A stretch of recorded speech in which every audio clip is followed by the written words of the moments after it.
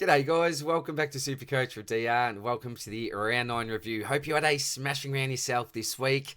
Unfortunately though, from what I've seen, people have posted their scores on Twitter.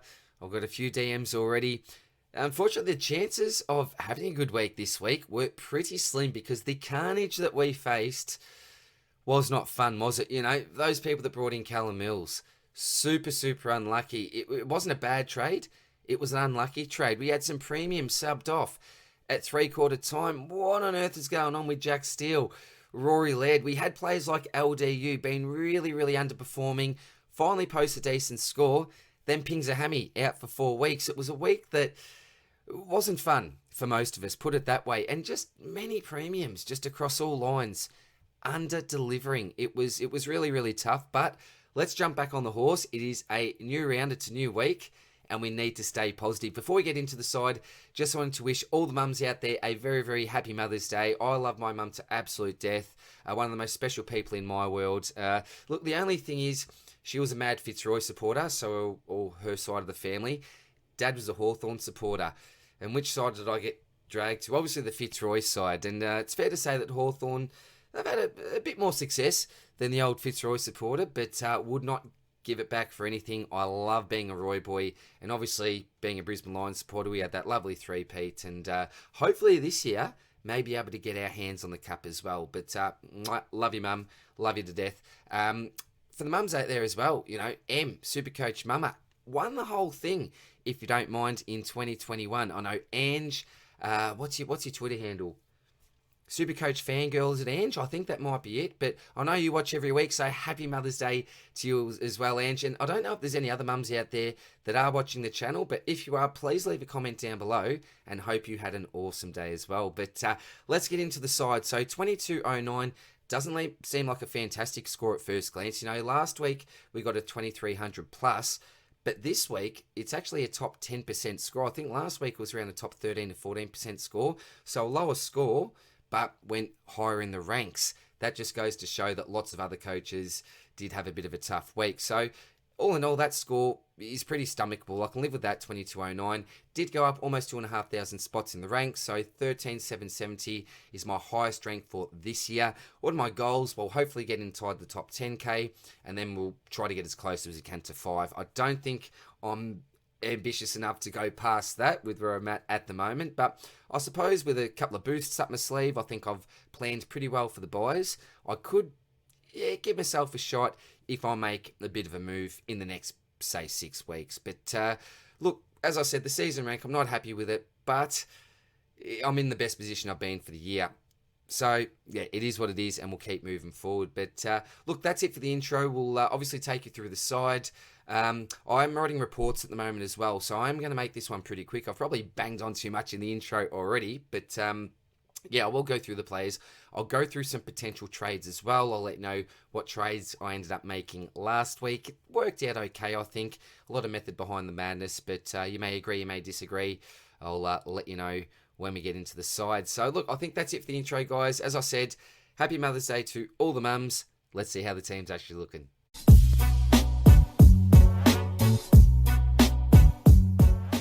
Alrighty, so we've got 56.5k in the bank, 18 trades, and a couple of boosts in the back pocket as well. So looking okay on that front, I suppose. And trades for last week. So look, I didn't necessarily want to do this, but I ended up trading out Jordan Ridley, who, in my opinion, was a must trade. Didn't have a great role, out for the week, about to bleed a lot of cash. Just a bad starting pick, and time just to get rid of him, move him on. So Ridley went out. Van Rooyen as well. Yeah, that was a bit of a tough one, wasn't it? Originally, we were expecting him to miss a couple of weeks. Then that got overturned, and I'm very glad that got overturned as well. Would have been, detriment to the game if he had been rubbed out for that, in my opinion anyway. So he ended up beating his break even. I think it was 59. He got a 70-yard type score, so that was probably the wrong move there. And the other bloke I traded out as well was Rowan Marshall. Now, a little bit controversial, I know, but there was method behind the madness. So, unfortunately, just with the Ridley and Van Rooyen trades, it wouldn't have allowed me to get Oliver and Weddle. I was literally, I think, 1,400 short, so I had to think outside the box. Didn't want to go early on Drury, and 17 points. We'll have to talk about him when we get to my trades. Really unsure about what to do about him. Does he even get a game? Yeah, we'll talk about that a little bit later, but these are all the things that were going through my head. And then I looked at my premiums and I thought, well, who am I prepared to let go? Is there another fallen premium that I rate maybe equally to this particular player that I could get in, maybe bank 50 to 100k, which will then facilitate this Oliver move? I went through everyone. Then I got to Errol Marsh and I thought, look, he's got a lowish sort of break even, well, low break even for what he could produce, but Max Gawn was sitting there. And I thought to myself, do you know what? He's very, very likely to get DPP status. He's got a decent matchup against Hawthorn this week with great scoring history.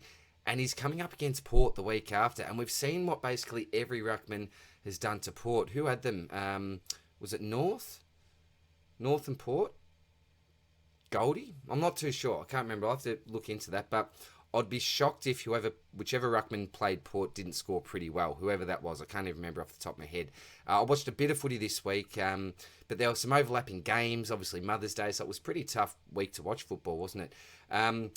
So yeah, they were my trades anyway, and I brought in Josh Weddle, Clary, and Gawn, as I mentioned. So, and I think Gawn may even be a sneaky vice captaincy option this week. So we'll also get to that when we talk about my captaincy options. So very, very quickly, go through the side again. Won't go in great detail because that's what the stock market video is all about. So Tommy Stewart, 115, just continued on with his really, really consistent form. Got a great buy. So what is he now? Just over 600k. I think he's an ultra, ultra safe buy with a safe buy as well. So you are paying up for him. And I know lots of teams are in the position at the moment where you really need to focus on value. But if you just want to lock in a really safe player that's going to not only give you a good average, but cover for the three most important buys, then I'd have a good look at Tommy Stewart. Talk a bit more about him in the stocky. So I'm slurring my words. I'm bloody tired at the moment. Day cost 125. Cool. All got him. Day seeing 88. So again, it seems like every week this bloke looks on track for 100 or 100 plus, but he just seems to have normally the one quarter where he goes completely out of the game. And last quarters as well, doesn't seem to be scoring well at all. So hopefully this isn't a pattern that continues. Got a really nice matchup this week against West Coast. But again, we saw Noah Anderson last week. He was super disappointing, who I didn't even mention, who he certainly will in the Swordplay because the great man Spills, I'm pretty sure, brought him in. Haven't talked to Spills this week.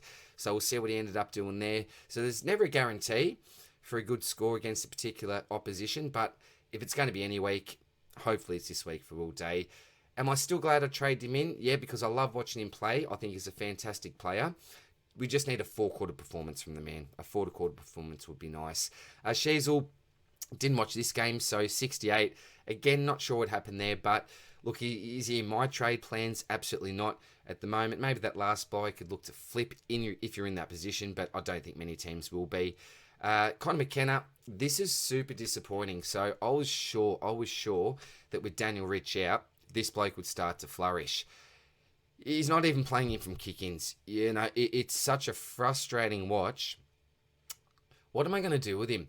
He could be in my trade plans this week, but surely he's got to come. Surely he's got to come good just for 1 week. But it's a bit of a risk because he will start to bleed money, and if you don't trade him this week, then yeah, he's pretty much a must trade the week after that, which is right around the buys, etc. And he's just going to bleed too much. So it's a bit of an awkward own at the moment, I think, Conor McKenna. I'm not sure if I'm going to keep the faith or not. Chincotta, 33, super disappointing. We had a bit of faith about actually fielding this bloke after his first couple of performances, but unfortunately, just made the wrong decision there because Mr. Josh Weddle, big discussion, wasn't it? Atkins, Weddle, Mitch Nevitt didn't get enough love either. Even I'll put my hand up for that myself as well. But really, at the end of the day, I think for most people, and this is as well if you didn't want to go early on Drury, it was between Atkins and Weddle. And for me, Weddle played the better game. I thought he was super exciting. Just wants to take the game on, doesn't he? A really aggressive type player. I mean aggressive with the ball in hand as well. And hey, definitely holds his own as well. Doesn't back down from a contest. Look, there was a few clangers there, a few, I suppose, bad or ordinary decisions, but what's he playing his third game? We'll give him a bit of a break here.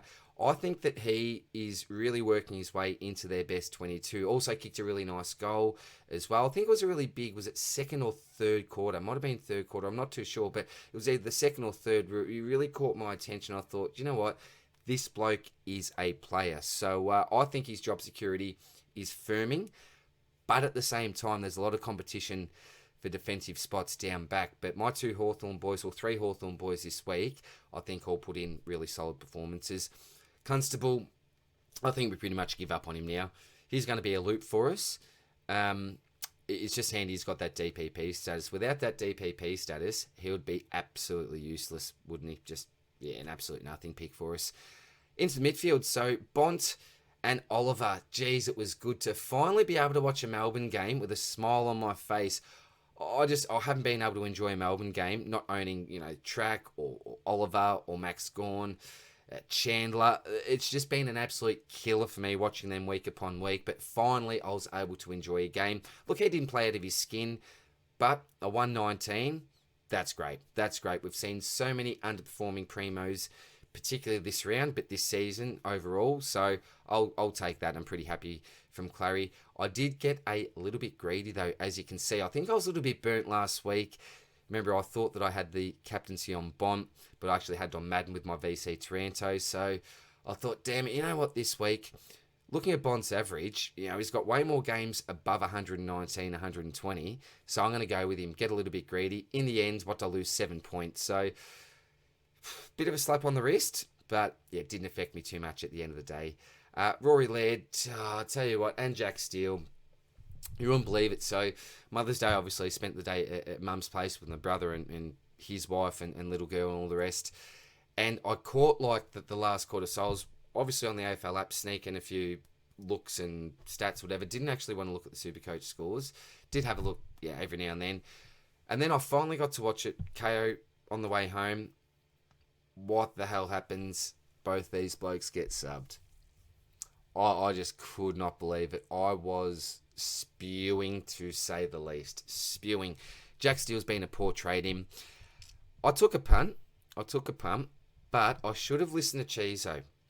He bangs on and on about the fact that he's amazed that Jack Steele's even back playing football. And I know that the injury wasn't related to his previous injury, but it was probably too much a risky pick. In saying that, if I'd have gone something like a Mills, disappointing. Brayshaw's been really disappointing as well. Hopefully he'll be right for this week. If not, should be fine for the next. So he's going to be a hold. He's definitely going to be a hold. And look, Rory Laird, the issue here is that, the bloke scored 98 in 3 quarters. If he plays that fourth quarter and he's fit, it's a 125 plus type score. I just don't know what to do. I wish I could get out of the pick, but there's no way that I am. He's under 600k now. I didn't think he'd get under 600k for the whole season, if I'm being quite honest. But he's just not right. Obviously, he's not right. If they're subbing him out at 3/4 time, he's got issues, managing his load. But obviously that big hit, man. Yeah, it's not good. I'm hoping that the ribs are okay and he gets up this week. But I'm fully prepared for him to be subbed out again at 3/4 time. If he's sore, they've done it this week. I don't see why they don't do it in future weeks as well. I'll just give the bloke a week off, I think, at this stage. Buys are coming up, I know, but just give him the week off, get him right so we can just come back and score well for us. I'm sick of these sub-100 scores. Just not used to it from Rory Laird. Tom Green, again, looked really good early on. 97. Again, he's had too many of these sub-100 scores, hasn't he? But he has made up with some decent games. I think he's played well basically every week he's played this year. I know he missed one, obviously, but he's just not getting as much love as what I'd like to see from the SuperCoach gods. Fantasy-wise, I think he's going a little bit better. I'm not a big follower of fantasy, as you know. But at the same time, I know going into this week, I think for averages, he was 8th. This is for pure midfielders. This is taking out your Tarantos and your Dunkley types. I think he was 8th for pure midfielders. So if you've got a top 8 midfielder in your side, you certainly can't be complaining, can you? Errol, I'll tell you what, we had a bit of a discussion on the Swordplay poddy the other week, and I was the odd one out with this.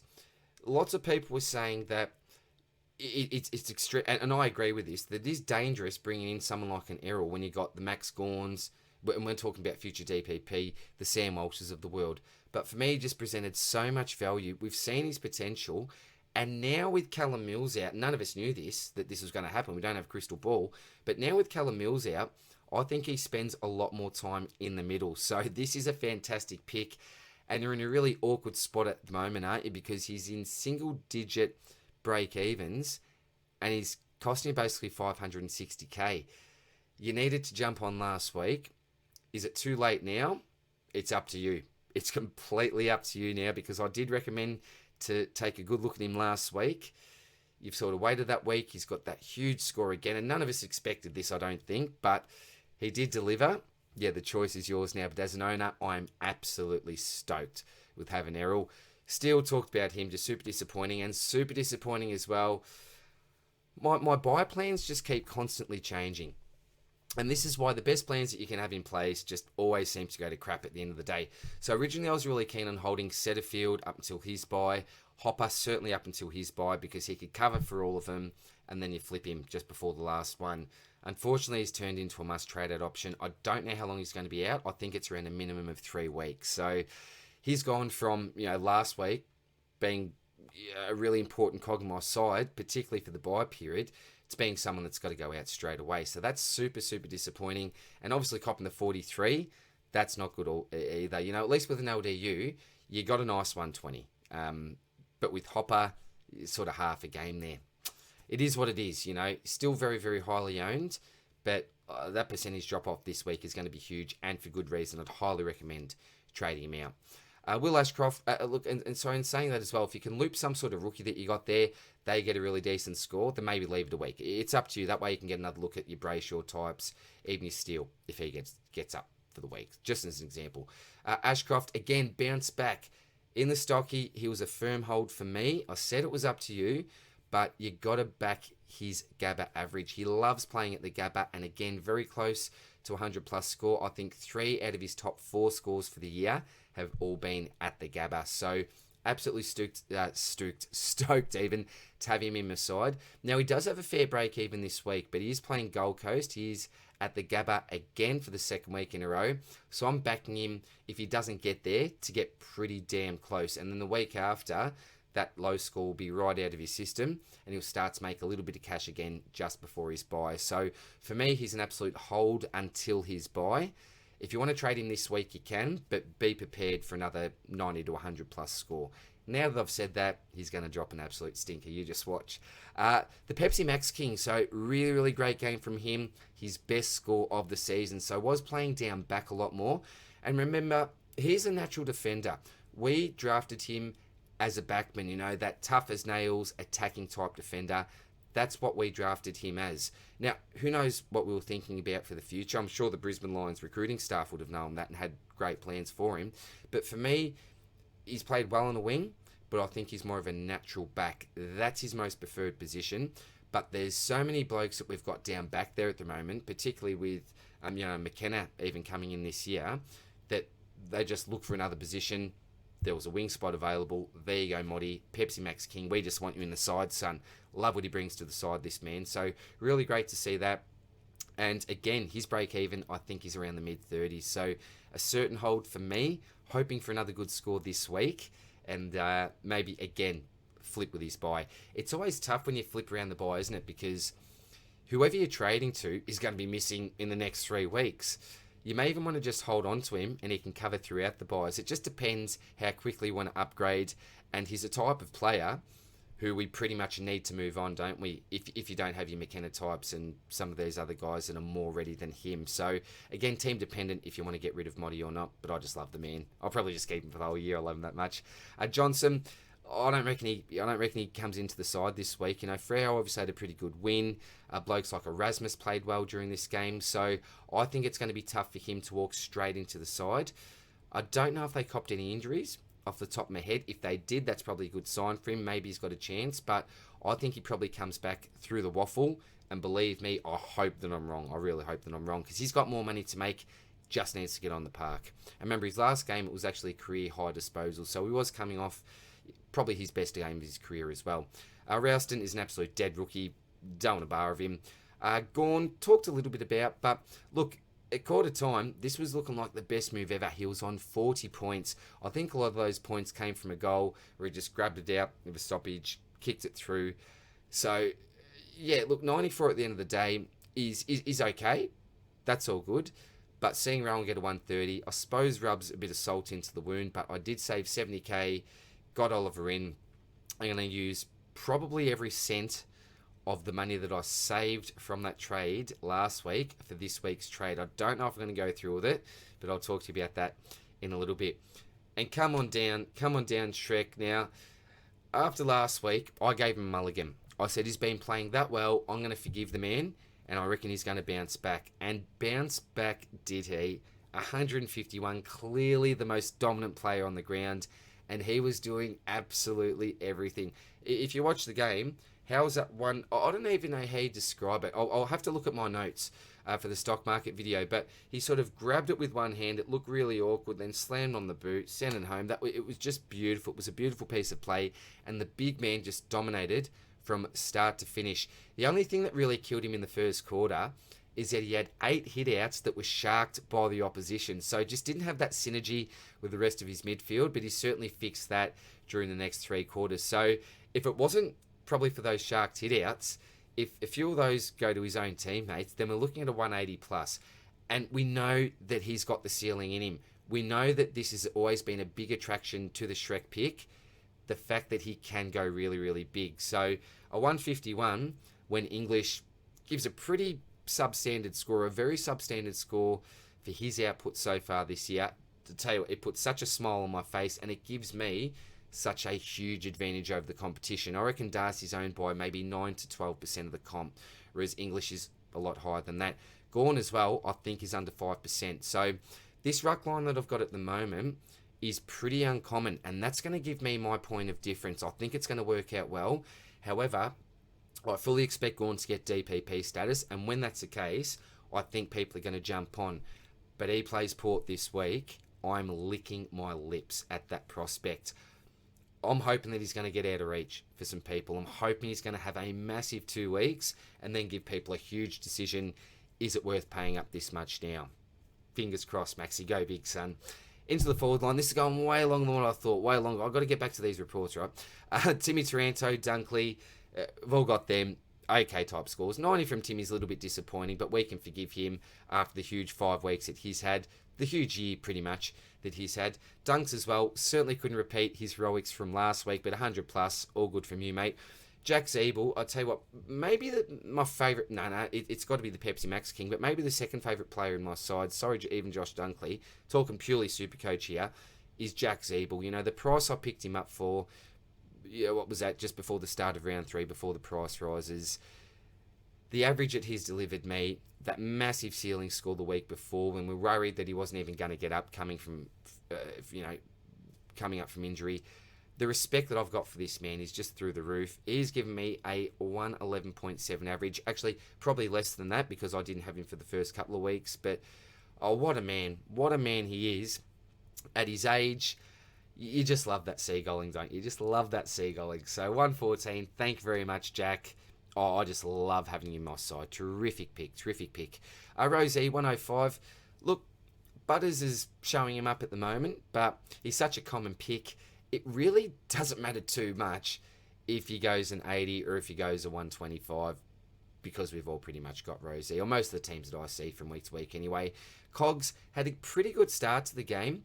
At halftime, I reckon he was on about 60 plus points, maybe 61 to 63 points, but obviously slowed up a lot after that. So that's super disappointing, but he's averaged over 100 in my side anyway, and for the price that I paid, that's still a bit of a bargain. So hopefully he can get really back into form on the Supercoach score sheet anyway.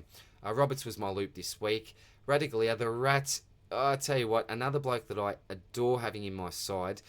Now, I'm pretty much planning on keeping him for the year unless, and again, I'm assuming Gorm gets DPP, unless I bring Maxi into my forward line as that last forward and then look to get someone like a Timmy English in there. Yeah, that's a possibility, but whatever I do, I want to make sure that I've got coverage for my rucks in my forward line. So, yeah, we'll see what happens, but that would be a pretty good comp, wouldn't it? So it would be Darcy, Gawn and English, just say, rotating. So, and when I say rotating, Gorn would just come in case of emergency, but really good ace to have up your sleeve, I think. And Seamus as well. I think his fantasy score was 90 plus. He looked terrific. I think it might have been a 91 or a 97. That's just sticking out in my mind for some reason. But a 74 from him, similar to Josh Weddle, I think he's played his way into this side in the short term anyway. He'd have to have an absolute stinker, in my humble opinion, to be dropped or even relegated to the sub. These are the blokes that Hawthorn need to play, and it's a bit of an excuse to tank playing the younger guys. You can say, I want to get games into them. I'm getting pretty confident with these two picks, with Weddle and Mitchell, at least after what I saw on the weekend. So I think he had around 25 disposals as well. Again, a few clangers, a few errors, but tried to take the game on. And that's what we love to see, and I think Mitchell would have been pretty pleased to see that as well. So all of a sudden, I've got a bit of a choice on my hands, haven't I, here? It's been pretty much, Radigalia. You put him as loop just because you've got it, just in case he has an absolute stinker. But pretty much it's been Radigalia on field, and I've been comfortable just fielding him straight out for basically the whole year after the first 3-4 weeks anyway. But now that Mitchell's here, yeah, I'll definitely use this loop to my advantage whenever I can. So that is the side. So trades for this week. If possible, I want to keep on to my boosts. I'm hoping that's going to be a real advantage on the rest of the competition, particularly during a carnage week. If I've got the luxury, maybe the last buy, could I use one for an extra sideways just to get that extra maybe 100 plus points? There's a possibility. There's lots that I can do with these boosts, but for now, I want to leave them in the bank. So if possible, 2 trades for this week. So I've already checked that I can do this. So I know that I'm not going to be shattered for a change. Finally, a little bit of luck. I think it's about $4,000 that I can do it by. So, and again, I'm not sure I want to go through with this, right? Because the rookies are really, really tricky this week. The one that we're all planning for is Blake Drury. And I may actually go through with that. We've got our boy from the Lions, Harry Sharp, who I might talk about in a minute.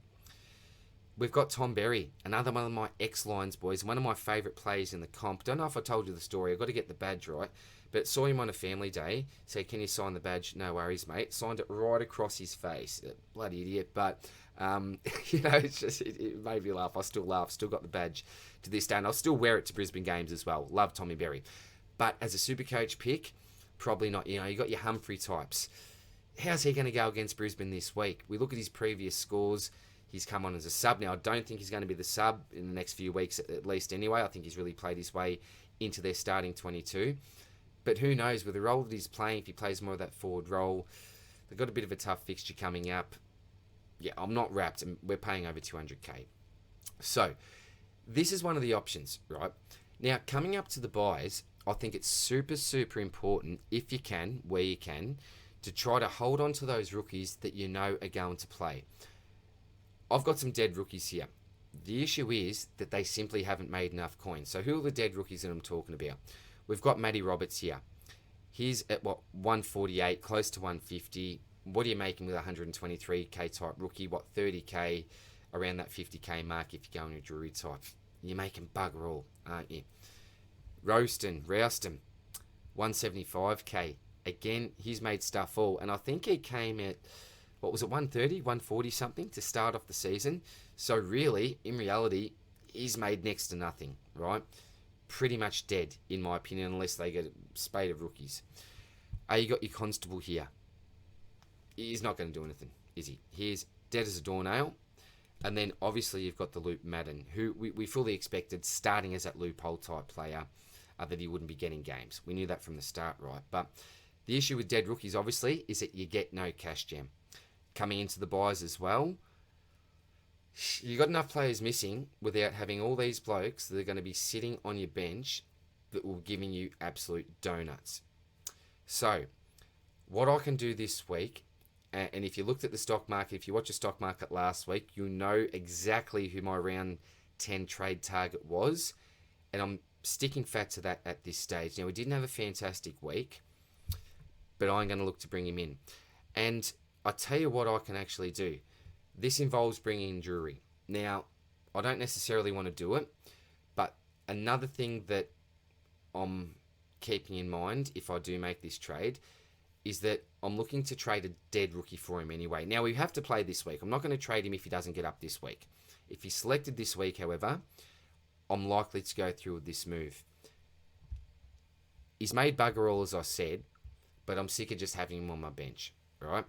I think also bringing Drury into the midfield also opens up that extra DPP link. I've got Goulden there at the moment, so I've already got that forward there, but it'll be nice just to have a rookie as well that I could possibly go here with Roberts. So, out for me is old mate H, old mate Harry. And the other bloke that I think that I've got to trade is Jacob Hopper. Now, if it's not Harry, if I don't go a dead rookie, it's going to be McKenna, use DPP. So I could bring Seamus back here, who I think is going to be a reliable-ish on-field option. But again, I don't really want to have three Hawks here. I want to be able to loop both of them if possible. And if I've got three Hawks here, it's going to be hard to use any loops effectively. So, I think what we're going to look to do, and again, I don't love it, is bring in Drury. And I'll have 570 to play with. Now, it hasn't set the world on fire, but he's got an absolute dream run coming up in regards to fixture. He's got Richmond, and I don't know the order of the next two, but it's North and West Coast. Don't know who he plays first. Richmond, North and West Coast. If you're ever going to score well on an opposition midfield, I think it's going to be the next 3 weeks for him. So I'm really keen on Zach Merritt, and as you can see, I make it by 6k. So the SuperCoach gods are shining down on me with this particular trade. Now, the issue is, I won't be able to do that if Drury doesn't get up, because he's obviously 102k, and I've only got 6k in the bank. So who are the other rookies that we can actually look to bring in here? So if I get him out, we're going to sort by... Oh, sorry. I've still got Merritt in there, his name. So we'll get Merritt out, and then we'll sort by break even here. If you haven't got SuperCoach Gold, I really recommend it. It's $20. I really recommend it. All right, so here are the options that we've got here. You've got Bailey Humphrey, 213,400 DPP status. You really needed to jump on him last week. He's got a break even of negative 59. So he rolls up, scores a 10. He's still going to make you, 30k. But that's nowhere near enough, I know. He's not going to score a 10. His average is 50. So let's give him 10 points on that. Let's be generous. It's against the Lions. So a 60 could make you 50k. Who knows what's going to happen the next week? He doesn't necessarily play a friendly role. And he's at that inflated price already. Constable, no way. Now this is one here, Harry Sharp. I know that I'm going to have a lot of questions on Harry Sharp being a Lions supporter. All right. There's a bit to talk about. So, well, firstly, what's his job security like? It's not fantastic. It's not fantastic. What are the positives? We've only got really Rich injured out of our 22 at the moment, out of our solid dead set 22. And he's made his way into the side, not as a sub, but actually playing in our best side. So with Rich out, there's only one player that you could argue should be ahead of him in our current side. He was drafted to play as a winger. That's what his body type suggests. That's what his attributes are. He's a runner, and he's one of the best runners in the comp. He's a slightly built type fella, but I don't think he takes a backward step. I think he goes in hard enough, but he's never going to be your contested type player. Always going to be an outside type player.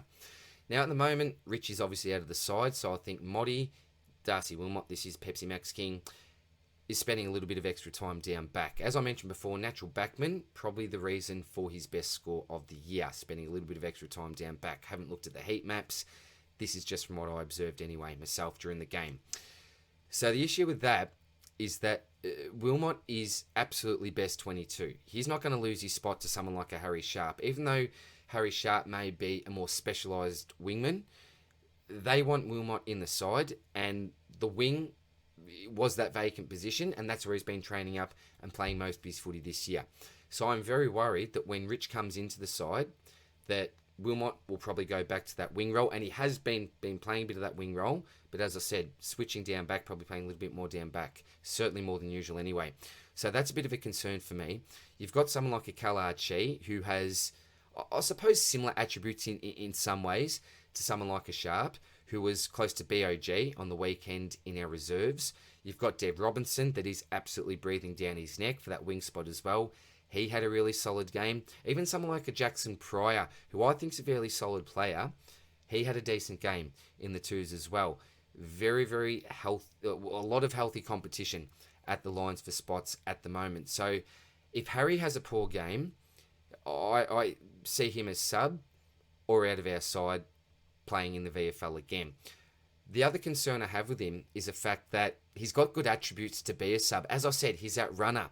He's a type of bloke that can hopefully make a bit of a difference, maybe halfway through the third quarter, even the start of the last quarter, to give you a bit of that run and carry, take on the game as that sub. So that would be another concern that I do have. So where does he sit within the side? Well, he's very much that 22 to 26 type man in our side, and that does not fill me with great confidence. Once Rich is back, he's an automatic inclusion. I know maybe to the person that doesn't follow the Lions closely, you may look at the team sheet and you may see Ryan Lester's name there as well. Froggy Lester, we refer to him as. You may think, well, he's a pretty easy omission. Out you go. I don't see him leaving the side at the moment. Chris Fagan, and I tell you what, this may be another positive to the Sharp pick. Chris Fagan doesn't like to mess around with the side too much. He likes to remain loyal to players and keep a consistent best 22 together when possible. And that was even a bit of a criticism of his last year, particularly leading into the finals, that he hadn't really changed things up. We were screaming for a little bit of change, and it finally happened when Jared Lyons was out of the side. And no disrespect to JL, but form was down, and we all know that that was pretty much because he was carrying that injury. But he just seems to keep the faith with him week upon week, and it's like, come on, mate, make a change. I think Deb Robinson came into the side, and that was terrific for us. It was such a positive, like a breath of fresh air, and I think Fagan learned from that. But in saying that, he does like to keep a consistent side. So given the fact that Sharp is currently in there's no injuries, if Rich doesn't get up, there's a high chance that he keeps his spot. It's just, he's not good enough, or he doesn't possess the attributes to warrant a best 22 spot or demand a best 22 spot each week. And I know that's the same with lots of our rookies. I get this. But I was a little bit surprised to see him in. I thought there was maybe a couple of plays, particularly Dev Rob, ahead of him. And I want us to get games into him. I really want us to get games into Dev Rob. I really love what he brings to the table. But maybe they're thinking that if we're looking at wing role in particular, that it's Sharp. So if Wilmot goes back there, maybe it's see you later Sharpie. As I said, lots of competition as well. So I'm not personally too keen on Harry Sharp at the moment. Really nice score on the weekend, 68. I think he played pretty well, but I just don't know how long he's going to keep his spot. As I said, though, at the Lions, good form is pretty much rewarded. And that's what I was saying about Froggy Lester before, if I didn't go through with that, is that he's been playing fantastic football for us, even in the coaches' votes. Was it last week, I think, or the week before? So I don't see him going anytime soon. He's playing a pivotal role for us down back. So that's just a little bit of food for thought with the Harry Sharp pick. I don't know if I've convinced you either way, because I'm still not convinced either way. I'm just very wary of bringing him in. I think he could be a dead rookie pretty quickly. So we'll see how things go anyway. All right, so who else have we got? Wagner? No. Roberts? No. Nevitt. So this is probably the one that lots of us missed. But remember, he did have that inflated price. We weren't sure about job security, but he's probably played his way into that side for the next couple of weeks at least. 207, negative 25. I'm just not confident enough going a Geelong type rookie at that inflated price. What's he going up? 67k already. Yeah, I suppose, is it that year where we actually look at paying an extra 67k for a Mitch Nevitt? We're getting desperate, aren't we? Not for me, though. Not for me. Long played the 2 games. I can't get another Hawthorn bloke. Yuland, I don't even know.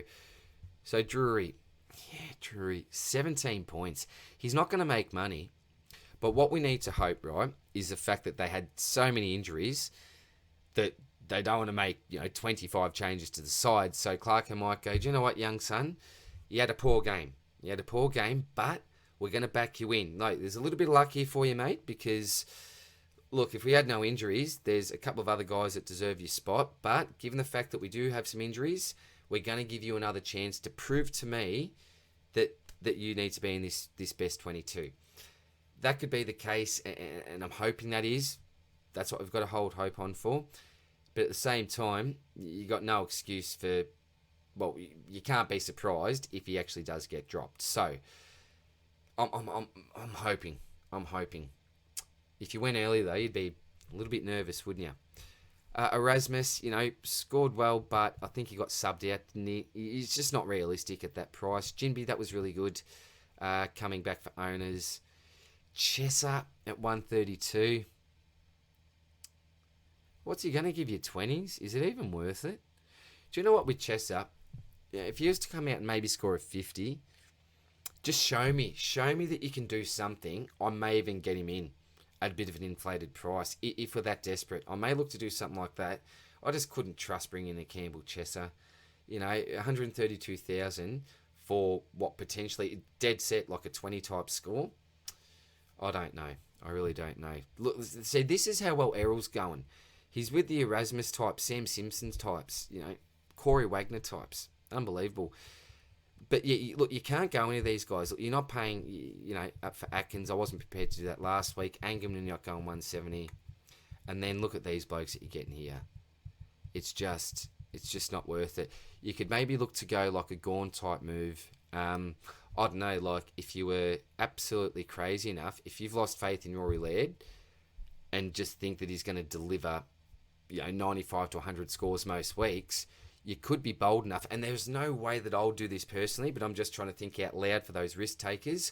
Could you bring in, say, a Chad Warner for a Laird to free up that cash if it would allow you to make a really important upgrade? I'm just throwing some crazy ideas out there because I did something with, obviously, Marshall and Gorn last week.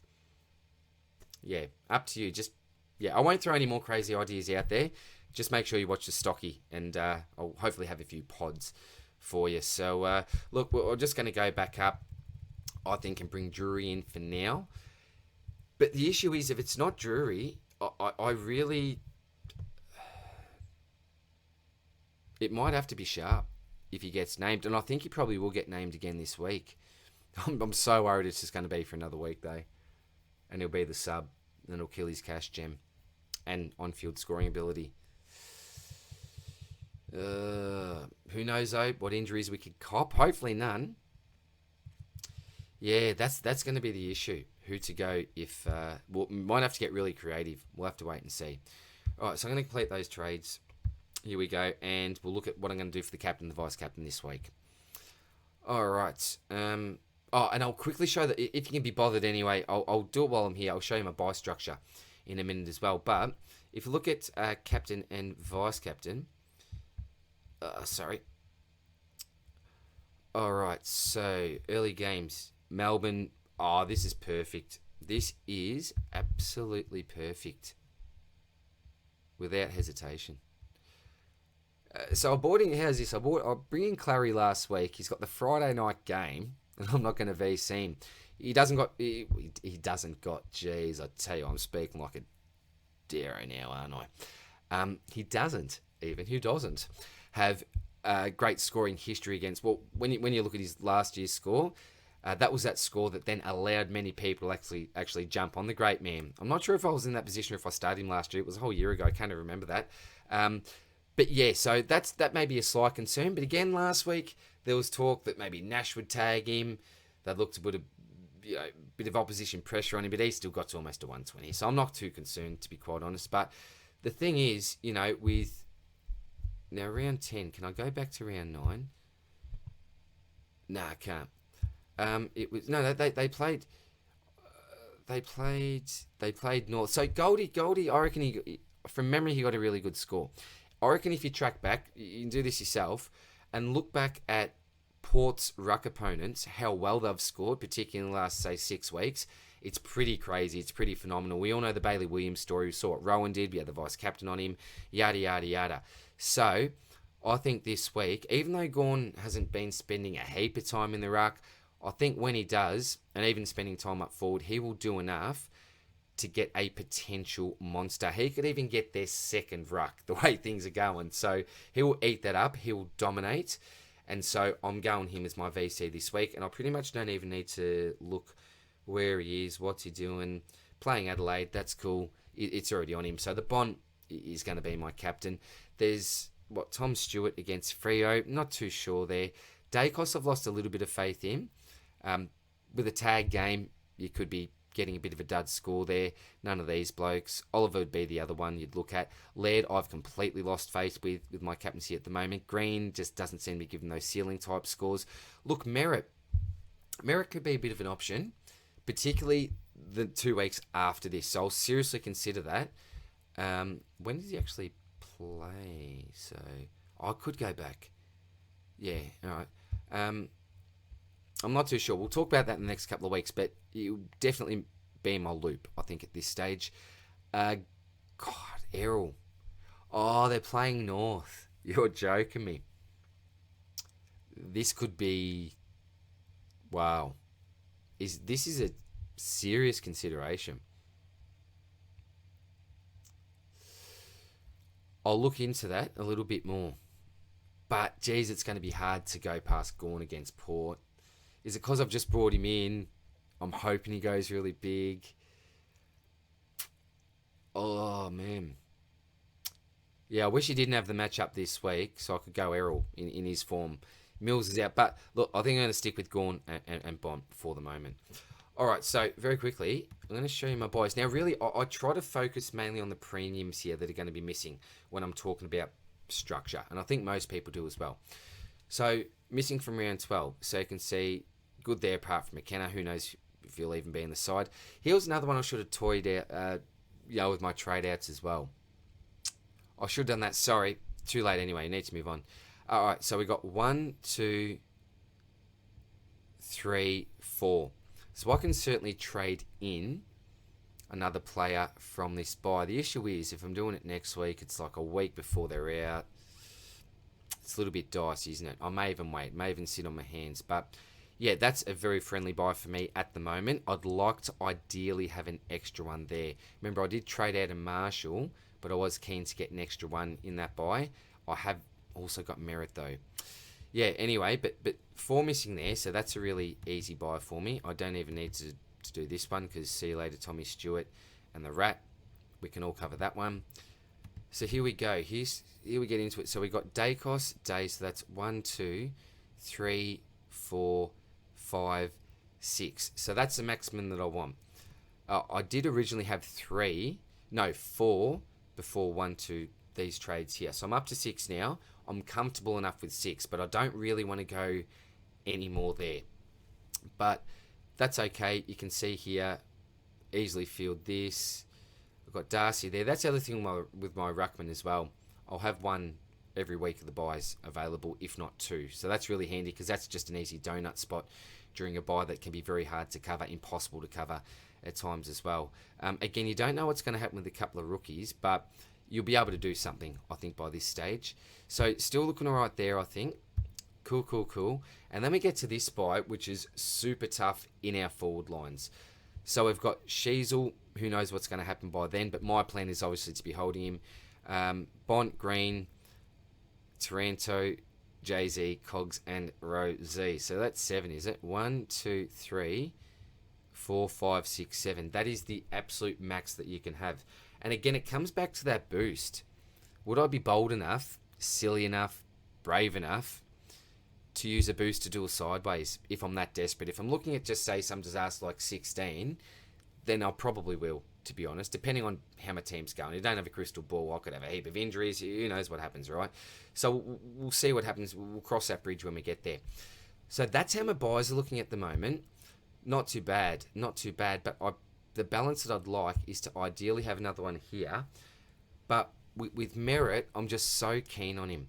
And I don't know if I'll be able to make a trade next week. So at the moment, McKenna may be a must sort of trade. We don't know which rookies are going to be available. We'll have to wait and see.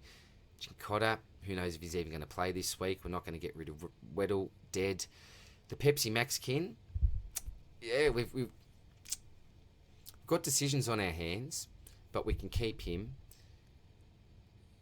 Ashcroft, Drury, the Rat. Yeah, look, we'll see how we go. We'll see how we go. But what I would really recommend doing is checking out your own buy structure. And I know you haven't all got SuperCoach Gold, but get the old pen and paper. Do it old school if you need to, but make sure you work it out. Maybe different highlighter, different colour highlighter. That's how we did it at school. That's what I teach at school. So you know that I teach SuperCoach obviously at school. We're looking at buy structures today and then using that for fractions. So there you go. There's an easy lesson there. SuperCoach buy structure fractions, I think we called it. And yeah, a bit of fun it was in maths today. So yeah, make sure that you do check out your buys. I'm not saying that, you know, if you're looking at trading in someone, that should be the only thing you look at, what buy they've got. But particularly if you're 50-50, even 60-40, I'd go as far as saying about, you know, trading in a player, you know, which one or the other, look at your buys. And if there's one that is really obvious to work well for your particular team, your situation during your buys, then I reckon go for that bloke as well. So look guys, I've rambled on. This was not meant to be as long as what it is, because I'm going to do a few reports and then I'm going to try my best to catch up on a few games of footy that I missed on the weekend. I'm going to try to do that tonight, so I may have glassy eyes by the morning, but definitely need to get the rest of those notes done for the stocky. So I'll leave you there for now, guys. I'm getting with Janeth and Spills tomorrow night for the Swordplay poddy. May have a special guest on. We definitely need to get the great man Shorty on again as well, but if not, there'll be the three of us characters as usual each week. And as I just mentioned, we'll have the the SuperCoach Stock Market video out ASAP as soon as I can get all the notes down and watch those extra games of football. So that's it for now, guys. Take care. All the best with your trade plans, and I'll see you soon in the next one. Cheers. Bye.